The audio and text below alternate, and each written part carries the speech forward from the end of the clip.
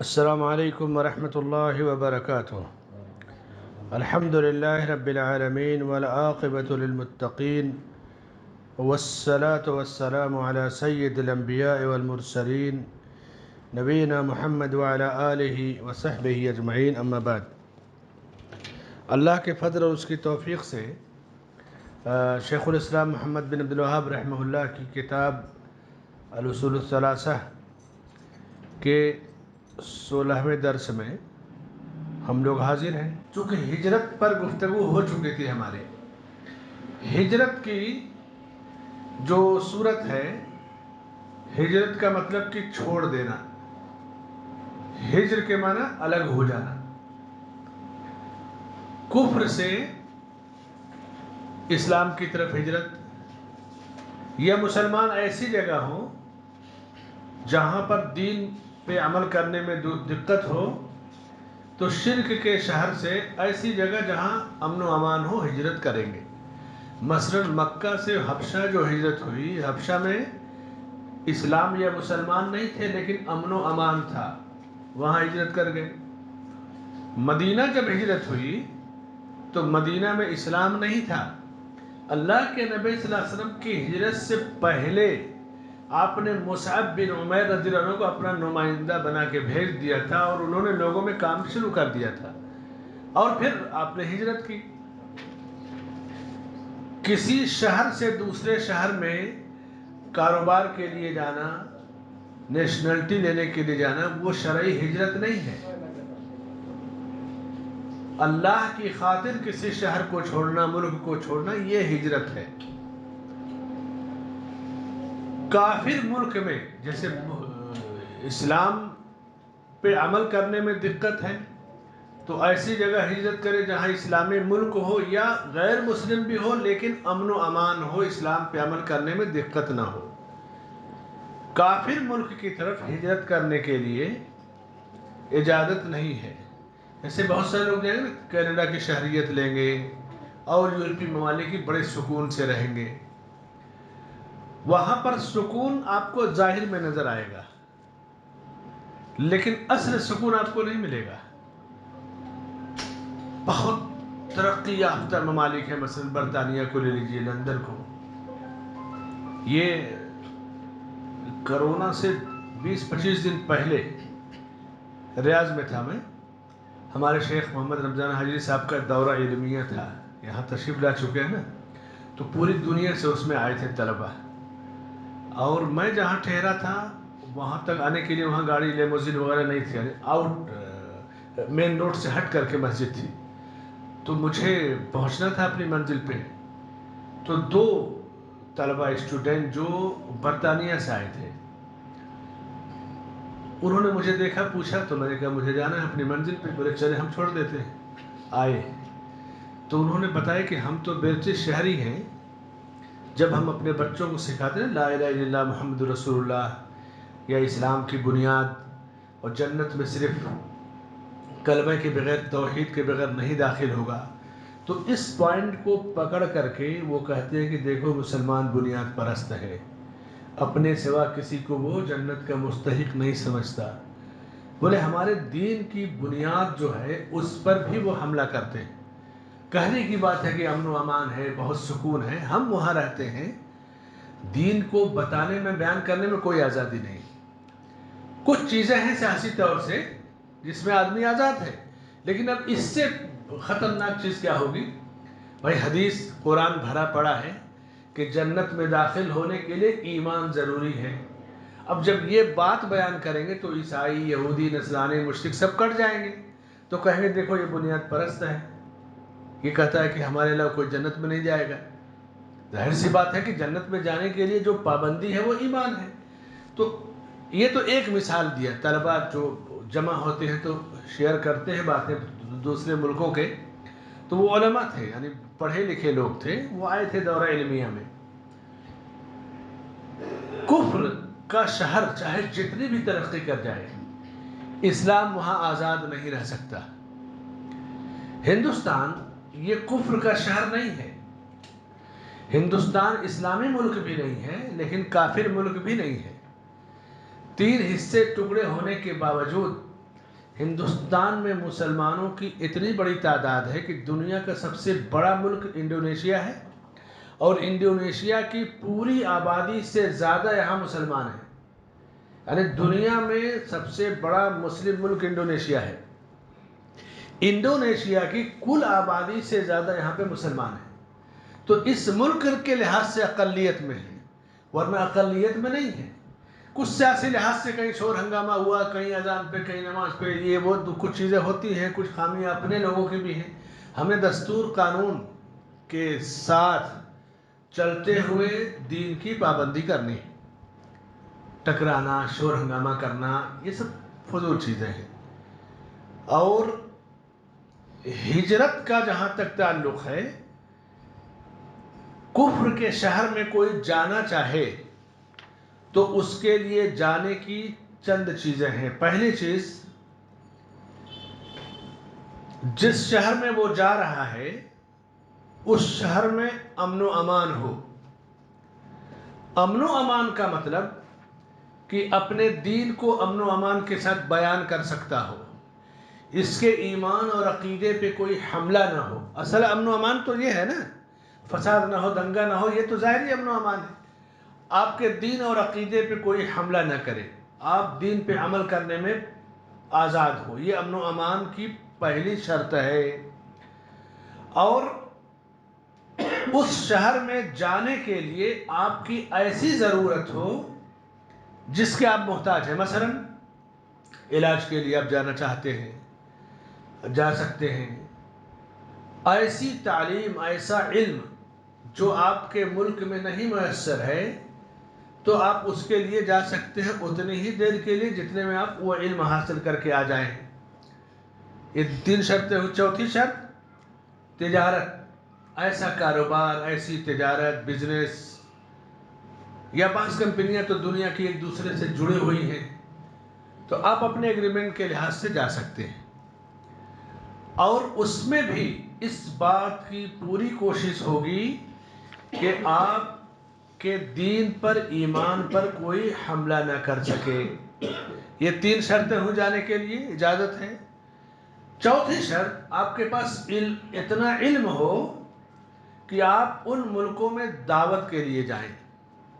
دعوت دینے کے لیے جانا چاہیں تو جا سکتے ہیں، یا دعوت دینے کے لیے نہ بھی جائیں، ملازمت کے ویزے پہ جائیں اور وہاں دعوت کا موقع تلاش کر لیں. آپ نے احمد دیدار کا نام سنا ہے؟ یہ ساؤتھ افریقہ کیوں گئے تھے پتہ ہے؟ ٹیلر کے ویزے پہ گئے تھے، کپڑا سلنے کے، اور کپڑا سلتے تھے. مزاج میں دعوت تھی، کام شروع کیا. تو ضروری نہیں کہ آپ اسٹوڈنٹ کا ویزا، دائی کا ویزا تو ملے گا نہیں دنیا کے کسی ملک میں. تو آپ کے پاس صلاحیت ہے تو بزنس ویزے پہ، ٹور ویزے پہ جا کے حکمت سے کام کر سکتے ہیں. بہت سارے لوگ جاتے ہیں اس طرح سے، لیکن آپ کے پاس علم کی بنیاد اتنی گہری ہو کہ کسی شبہ کا شکار نہ ہو.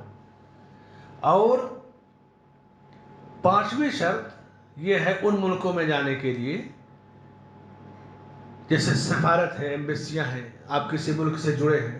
ظاہر سی بات ہے کہ آپ کوئی بھی ملک ہو، ایمبیسی ہے، آپ کو جانا ہے اپنے ملک کی نمائندگی کرنے کے لیے. تفریح اور گھومنے پھرنے کے لیے جو لوگ جاتے ہیں اس کی اجازت نہیں ہے کفر کے شہروں میں، کیونکہ اس سے ایمان پر حملہ ہے، آپ کے عقیدے پہ حملہ ہے. آج کل تفریح کے نام پر سارا کلچر، ساری خباثت آپ کے ذہن میں ڈال دی جاتی ہے. تو ہجرت، اصل ہجرت جہاں دین پہ عمل کرنے میں دقت ہو اس شہر کو چھوڑ کر امن و امان کے شہر میں آپ جائیں. ہندوستان سے جو لوگ پاکستان گئے، گرچہ وہ مہاجر کہے جاتے ہیں، وہ شرعی مہاجر نہیں کہے جائیں گے اسلامی اصطلاح میں. ان کو یہاں دین پہ عمل کرنے میں دقت نہیں تھی اور نہ ہے ہندوستان کے مسلمانوں کو. بس سب عالمی طور سے جو کچھ جو کہہ دے. مکہ سے مدینہ جو ہجرت تھی اس کے تناظر میں ہی ہجرت کو آپ سمجھیں گے. ہجرت کی ایک اور بڑی پیاری شکل کہ آدمی اپنے گناہوں سے نیکیوں کی طرف ہجرت کرے. یہ تو آدمی جب چاہے ہجرت کر سکتا ہے نا. اپنی برائی سے اچھائی کی طرف ہجرت کرے، کفر و شرک سے توحید اور سنت کی طرف ہجرت کریں. تو یہ ہجرت تو آپ ہمیشہ جب چاہیے کیجیے، اور ہمیشہ آدمی کو کرنا ہے ہجرت، جتنے جلدی کر سکے وہ کرے. تو ہجرت میں برکت ہے. کفر کے شہروں میں رہنے میں، قیام کرنے میں وہ سہولت آپ کو نہیں ملے گی. جو لوگ امریکہ وغیرہ گئے، لندن گئے، بس گئے، آپ ذرا ان سے ملیے نجی زندگی. سال میں کتنے دن جماعت سے وہ نماز پڑھ پاتے ہیں، کتنے دن اذان سن پاتے ہیں. ایک سے آپ پڑھنے گئے تھے نیو یارک یونیورسٹی میں، تو جہاں وہ رہتے تھے وہاں سے 450 کلومیٹر دور سنیچر کو کچھ یہودی تھے، وہ جانور ذبح کرتے. تو کہتے جب مجھے گوشت کھانا ہوتا ہے تو اتنے دور جا کر کے پھر حلال ذبیحہ لاتا ہوں تو پکاتا ہوں. ابھی ایک یونیورسٹی میں فزکس کے پروفیسر ہے جامعۃ الملک سعود میراج میں. ہم اللہ کی نعمت میں ہیں، ہم لوگ اللہ کی نعمت میں ہیں. ہندوستان میں مسلمان سیاسی طور سے کمزور ہے، یہ سیاست کی دنیا الگ ہے، لیکن اقتصادی طور سے بھی اتنا کمزور نہیں ہے جتنا کمزور لوگوں نے شور ہنگامہ کر دیا.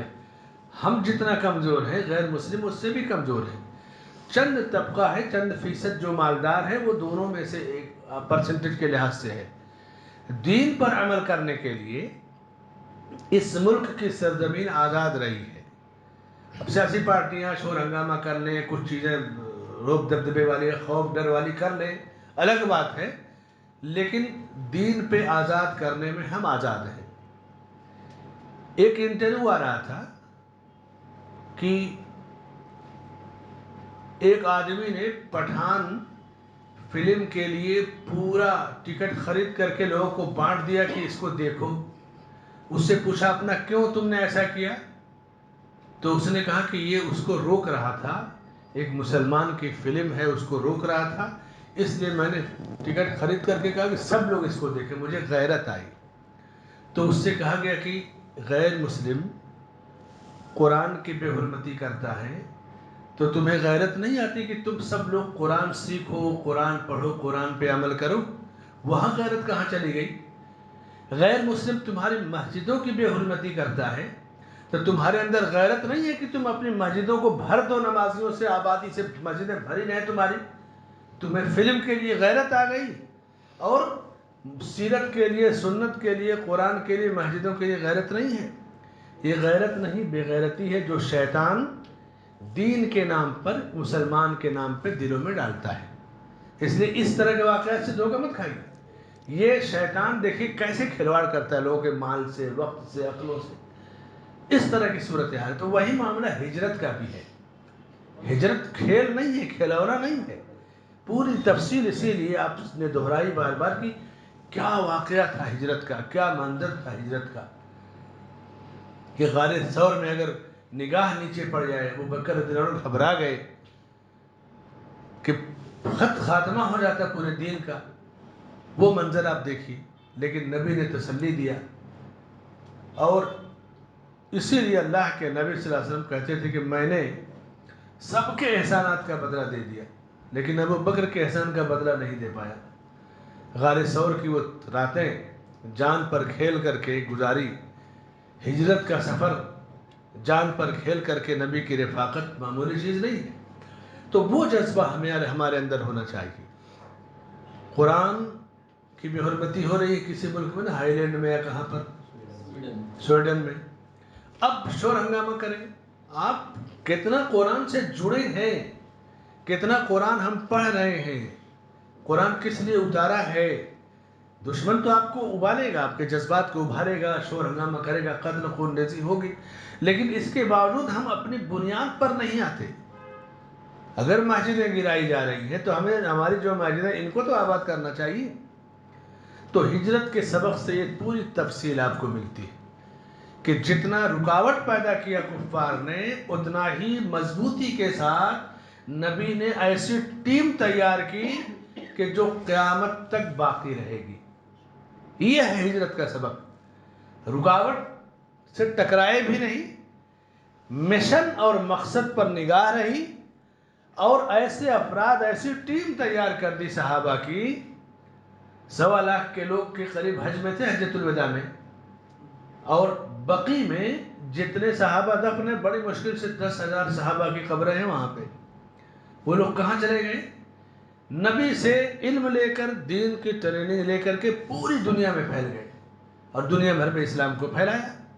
تو یہ ہجرت کا سبق ہے کہ مسلمان وہاں رہتا ہے جہاں اس کے دین کا فائدہ ہوتا ہے، امن و سکون سے رہے، کسی سے مطلب نہیں، چلے جائے سمندر کے کنارے پوش ایریے میں، کوئی دروازہ نہ کھٹکھٹائے، کوئی سائل نہ آئے. یہ اسلام یا مسلمان کی زندگی نہیں ہے. لیکن آج مسلمان یہی سوچتا ہے، تھوڑا سا پیسہ ہو گیا، خوشحالی آ گئی تو سوچے گا مجھ سے کوئی نہ ملے، کنارے ہو جائے. یہ صورتحال آج ہے. تو ہجرت کا سبق یہ پیغام دیتا ہے. معراج کا سبق کہ اللہ کتنی بلندی پر نبی کو پہنچاتا ہے، لیکن نبی نے کہا کہ مجھے کمزوروں میں، مسکینوں میں تلاش کرو. بلندی پر اللہ پہنچائے گا، اللہ بلندی دے گا، لیکن لوگوں کے ساتھ رہنا، اٹھنا بیٹھنا، دکھ درد کو جاننا.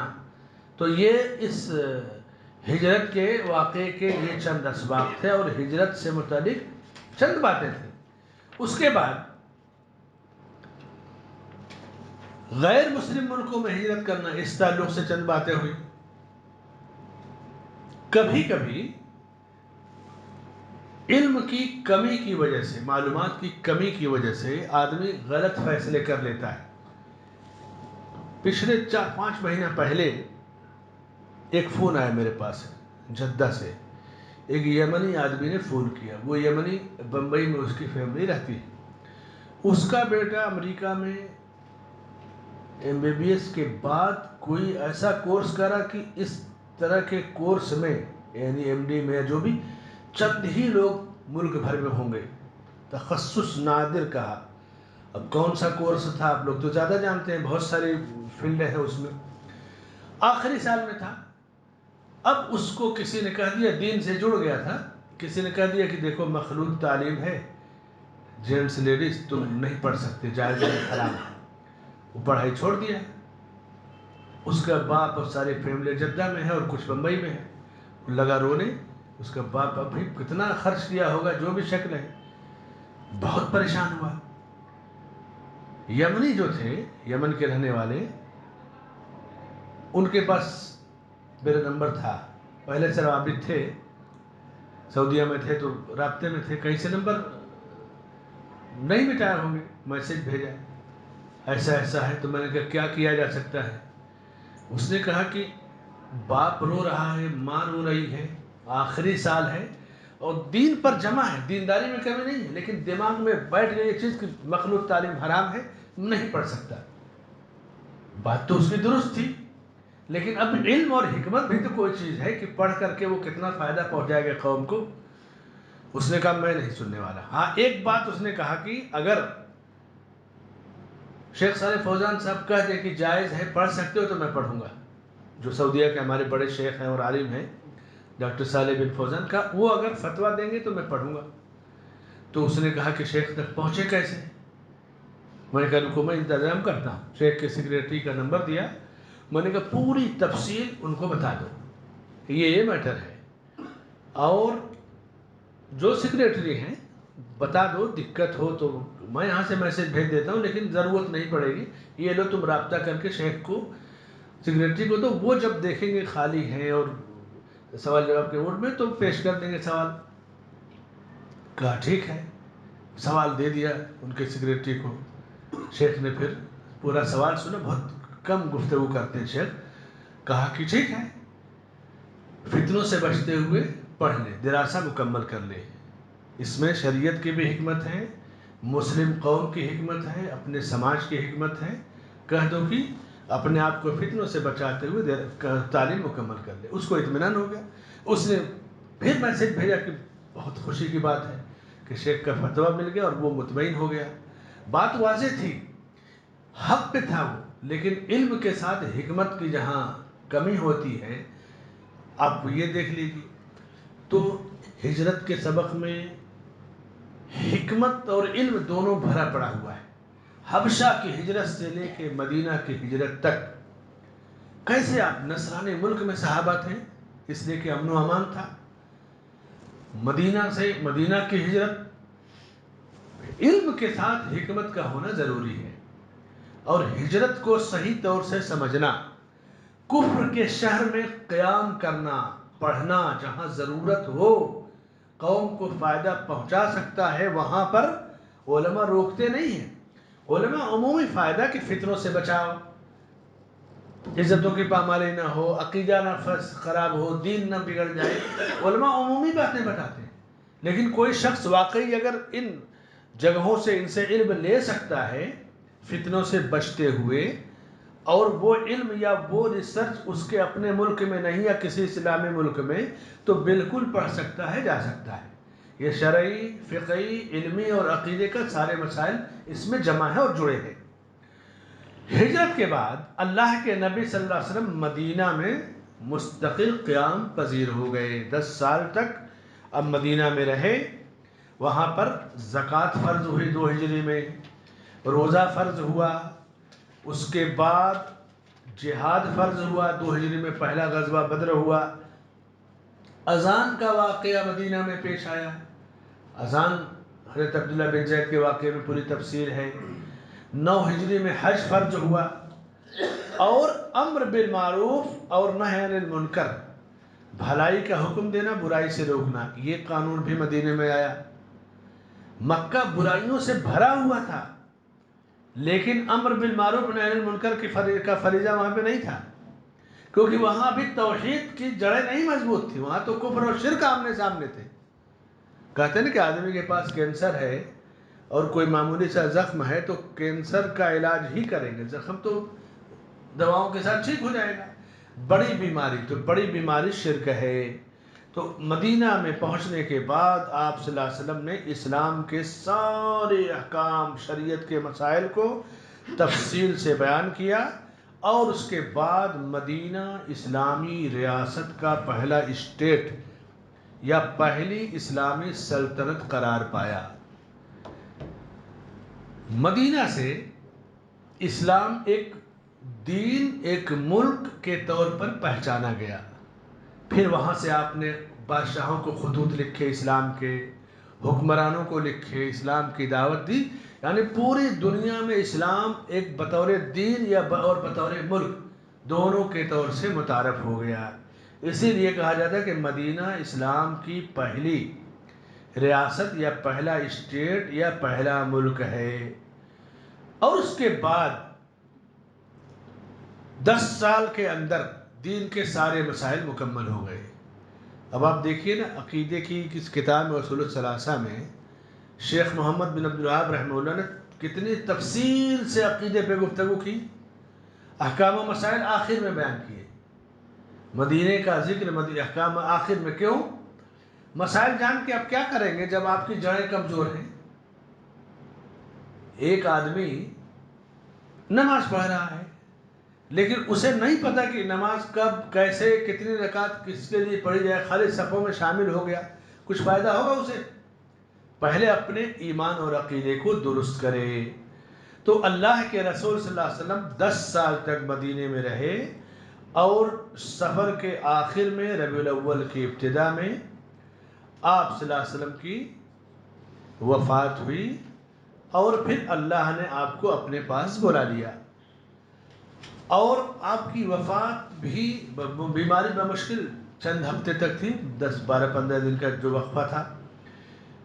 پیر کا دن 12 یا 13 ربیع الاول 11 ہجری میں آپ صلی اللہ علیہ وسلم کی وفات ہو گئی. کوئی بھی چیز پوری تاریخ میں آپ دیکھیں کہ 10 سال میں پورا دین مکمل ہو گیا.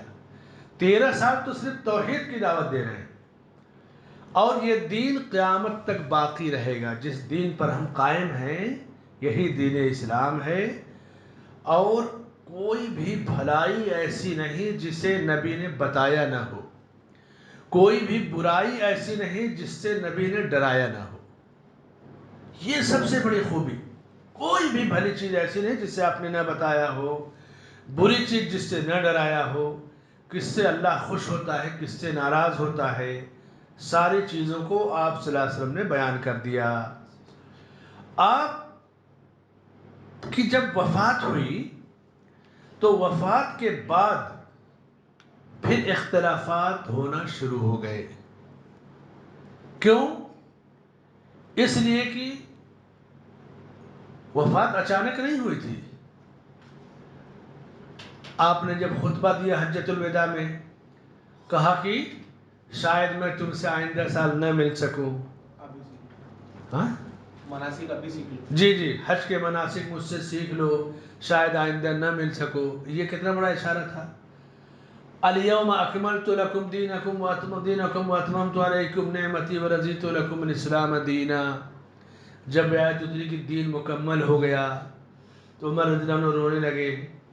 کہا کیوں رو رہے ہو؟ کہا جب کوئی چیز مکمل ہوتی ہے، کمال کے بعد پھر نقص ہے، ڈاؤن ہونے شروع ہوتی ہے۔ کوئی چیز کمپلیٹ ہو جاتی ہے، کمپلیٹ کے بعد پھر وہ دھیرے دھیرے ڈاؤن ہوتی ہے۔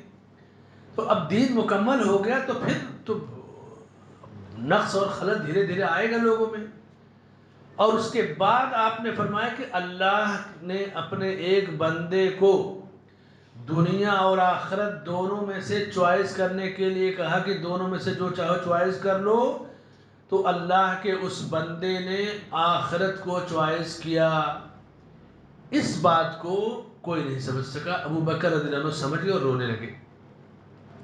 تو کسی نے کہا کہ یہ دیکھو، آپ اللہ کے ایک بندے کے بارے میں کہہ رہے ہیں اور یہ رو رہے ہیں۔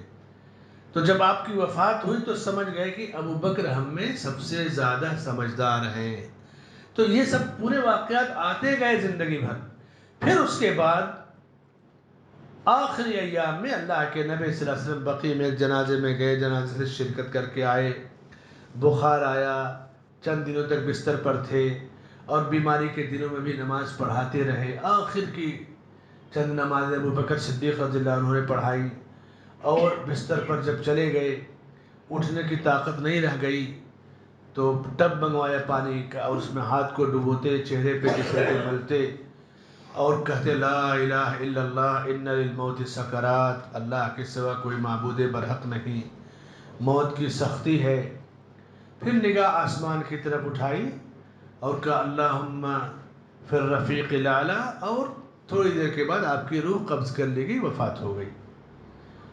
اب وفات جب چونکہ دین مکمل ہو گیا، وفات ہو گئی، وفات ہونے کے بعد صحابہ میں اختلاف ہو گیا۔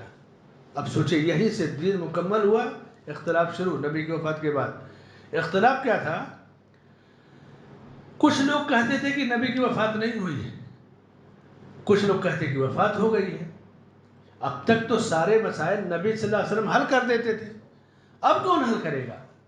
تو ابو بکر صدیق رضی اللہ عنہ منبر پر تشریف لے گئے اور اس کے بعد اللہ کی حمد و ثنا بیان کی، خطبہ دیا کہ اما بعد فإن من كان يعبد محمدا فإن محمدا قد مات، تم میں سے جو محمد صلی اللہ علیہ وسلم کی عبادت کرتا تھا تو جان لے کہ محمد صلی اللہ علیہ وسلم کی وفات ہو گئی، اور جو اللہ کی عبادت کرتا تھا وہ جان لے کہ اللہ زندہ رہنے والا ہے، اسے موت نہیں آئے گی۔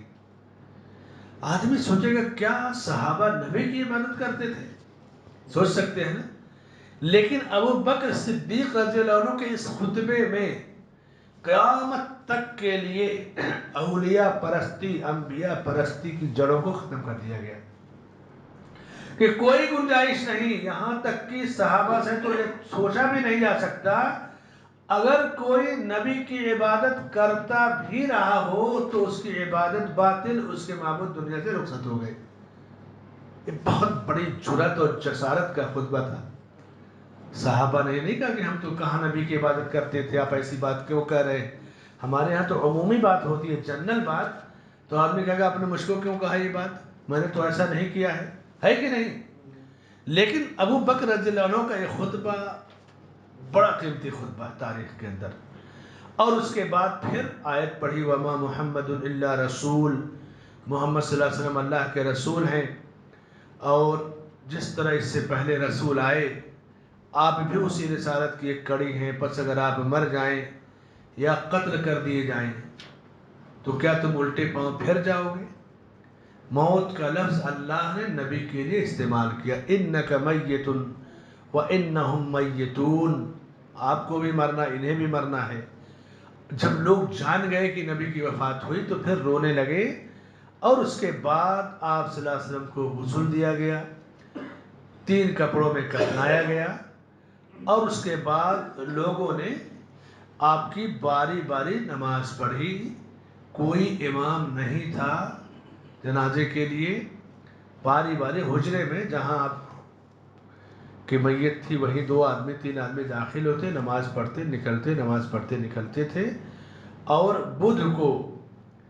بدھ کی رات کو، یعنی پیر کو وفات ہوئی، منگل تھے اور دن بھر تھے، رات کو بدھ کی رات کو آپ کو دفن کیا گیا، اور اس کے بعد ابو بکر صدیق رضی اللہ عنہ خلیفہ منتخب کیے گئے، دفن سے پہلے ہی خلیفہ منتخب کیے گئے، اور اس طرح سے دین مکمل ہوا، نبی کی وفات ہوئی۔ ایک پوری تفصیل ہے اس واقعے کی۔